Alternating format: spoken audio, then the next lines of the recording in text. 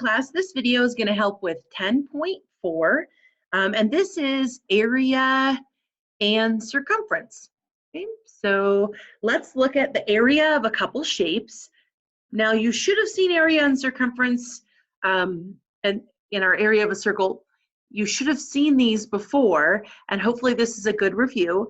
I would also download some kind of a cheat sheet for the different formulas. Okay. All right, so our first one, pretty basic. We have a rectangle. How would we find the area? Remember, that's the how do I say how much space is in here? And we talk about it in squares. So if this is in inches, how many square inches fit inside that shape? So we would times them, right? Length times width. And we're going to get 360 inches squared, or you could say square inches, or you could do the symbol with the inches squared. So all area have the squares, and we talked about that when we covered 9.2 in our conversion section. All right, so what about a triangle? How do I find the area of a triangle? Okay, well, look at it. It's half of a rectangle, right? So the formula is 1/2 of length times width, okay? Or base times height. It could be said either way. So basically, you have to have the height coming down, and the side that it touches will be your base, and then this would be your height that goes straight up at a 90-degree angle. Okay? So we're going to do 1/2 base times height, okay? And that would give us 82.5 little square inches inside that shape. Oh, centimeters on this one. Oops, this says centimeters, this says inches, this should say centimeters. Okay, at any time if I go too fast, please pause the video, write the example down if you need it. So 1/2 base times height, or length times width. Okay, if I mix something up like this one, now I have the answer here, but I want to walk through how I got that. Well, if we had something like this, you're going to need to think of, well, that's a rectangle, and this is 30 by, well, I only have this length, but oh, I can get this length because it's got to be 29. So this would be 35 plus 29, or 64.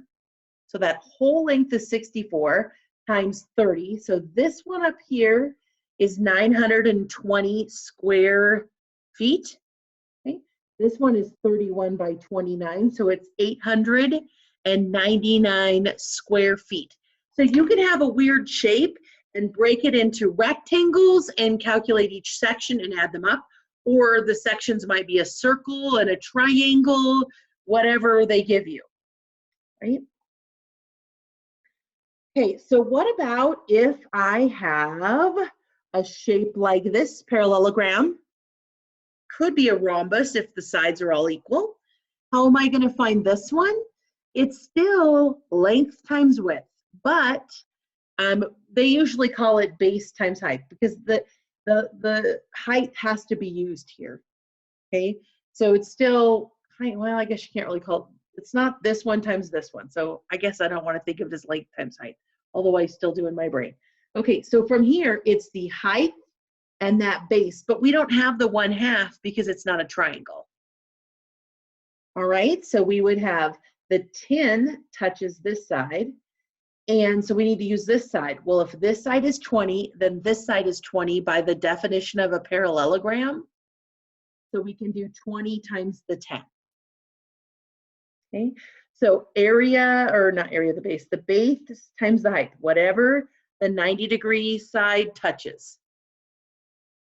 Okay, and the next one would be what shape is that? A trapezoid. Okay, so this one's a little bit different. We only have one set of parallel lines. And the formula is 1/2 the height, which comes down to the 90-degree, that's right here, and it's times by the two sides added together. So this is the first formula that might be one that you don't really use that often, so you don't remember it. So we're going to take 15 plus 10, that's our A and B here, and our 6 here, and times it by 1/2. So it would look like 1/2 times 6 plus 10 plus 15 here, or times 10 plus 15. So we'd calculate that out, that's 25. And then we times all three numbers, and we should get 75 centimeters squared. Okay, so again, 1/2 height times these two added. Trapezoid. Okay, our circles have area and circumference. All right, so this starts to bring in the idea of pi, and the hardest part probably of your homework are the circles, because the homework has you put it in terms of pi and estimating pi as 3.14. Okay, what is pi? Pi is just the circumference divided by the diameter, and it happens to just be a number that we estimate because it never stops, right? It repeats all weird and is super long. And never stops. So if we look, the area of a circle is pi r squared. Okay, r is the radius halfway across your circle. Okay, the circumference is walking around that edge. It's the perimeter of a circle. Okay, that edge, that is 2 pi r, or the diameter times pi, because 2r is the diameter, right? Diameter is all the way, radius is half. Those are our two formulas. So everything else in the section has just area, but on the circles, they bring in area and perimeter of a circle, and we've already done perimeter of other shapes. So, but they bring it in with the circles a little bit different. So if I look at this one, what is our radius of that circle? 7. So we were given the radius is equal to 7. Okay, what would be the area? Okay, the area is pi r squared. We were given r. So we would say pi times 7 squared. And this, if I want this in terms of pi, what I do is I just simplify the numbers and write the pi with it. So for this one, 7 times 7 is 49 pi. That's it. You just don't times by 3.14 for the exact answer. This is it. Okay. If I want the estimation, I take 49 times 3.14, which would estimate me at, I don't know, 40, get out my calculator real quick. 49 times 3.14 is going to give me 153.86. Okay, so the exact answer, you calculate the numbers, leave the pi. For the estimation, you estimate with 3.14. Okay, so that's our area.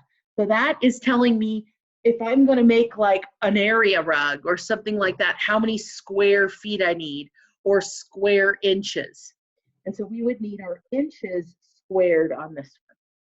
Okay, and this is also inches squared. When I go to do the circumference, this is going to be 2 pi times r, which is 7. Okay? So 2 pi r, and so we just times the 2 and the 7 to get 14, leaving the pi. So it's 14 pi's, okay? And this is just inches, no square on your circumference, because it's an edge of something. A perimeter is just inches or feet or whatever unit, no squares, because it's not area. Okay? So another way to write this would be 14 times 3.14. So 14 times 3.14 is going to estimate this at 43.96 inches. So all the way around that circle is 43.96 inches. So area, circumference. All right, so let's bring in a problem that is, I'm going to cover up my solution too on this one, is kind of a mix. So you'll have a couple problems like this. All right, so mine looks kind of like a basketball court. And let's say I'm drawing this for my kids and I don't even know if those estimations are anywhere near. And I'd like to find the area, not the perimeter, so I don't need circumference, right? I want to find the area of this shape. So first of all, can you visualize that circle and that circle together would make an entire circle? One big circle. So let's look at the circle. Okay, and we're going to do the area of that. So to find the area of that circle, I need pi r squared. So pi r squared. Well, it's 10 feet all the way across, which is the diameter. So what's your radius to be able to use the radius in our formula? Halfway across, 5 squared. So this was 25 pi. I'm going to leave it as exact. Okay. Let me see if I can. And then let's look at that rectangle, middle, the rectangle. Okay, the rectangle will be 10 by 20.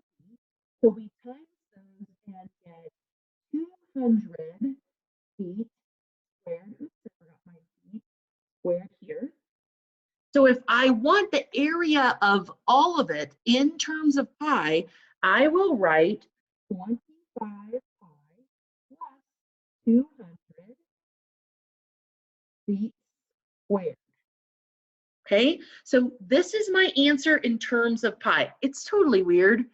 I know, but if you were having to do something where you had to be so precise and exact, you do not want to estimate pi. Now, for our class, estimating is something we would typically do. Or not for our class, but I don't know. If I'm going to paint my wall or use my area, typically I am going to estimate. So my estimation will be 25 times 3.14, okay, which is 78. I'm going to take this is about, right, our estimation would be about 25 times 3.14 plus 200, which would equal 278.5 feet squared. Okay, there. So that is our estimation of the area of that shape. I truly believe this will be easier for you to come up with this, but I also think it's important. We can't add a pi to a 200. It's just like if I had an x, I can't add 2x and 7 or something like that. I have to leave them separate. So this would be our solution. All right, so my last problem, what if, and then there is, I will post it in your homework, but there is about, oh, I don't even know, maybe 10 more examples of different problems if you need it on video as well that will be in the lectures, okay? So number 7, what is better priced? An 18-inch pizza for $14 or a 9-inch pizza for $5? How am I going to calculate this? So the first thing I want to do is I want to find the price per square inch. That means you take the price divided by the square inch. Okay? After the word per, that goes in the denominator. So the first thing I'm going to do is find the area of both pizzas. Well, if I have an 18-inch pizza, I'm going to have 18 inches is all the way across diameter. So I'd have a radius of 9, half of 18. And I'm going to estimate for this example. So I just times the pi in there. And I would get 254 inches squared. And then for the 9-inch one, it's 4.5 for radius. Square that, times it by pi, and I get about 64 inches squared. Then for each of those, what I'm going to do is take the money divided by the inches squared. So money divided by the inches squared. And then I could see that I pay 6 cents per 1 inch and 8 cents per 1 inch. So you could see what's the better deal. Here's the thing. This used to be kind of tricky, and people, it still is tricky for a lot of people. People would go to the grocery store and they would buy in bulk when buying like 3 smaller ones was cheaper. And that is why now it's mandatory that they tell you how much it costs per ounce or per whatever item, whatever the thing is weighed in. So this is how you could do it on your own. It's always money divided by what you're looking at to see how much per inch or per ounce. Okay, so 18-inch pizza. Give me a big pizza. I miss having pizza right now. All right, so I know area is something some of you will fly through and some of you might struggle a little. So take your time. If you have to watch all the videos and take notes, do it. All right,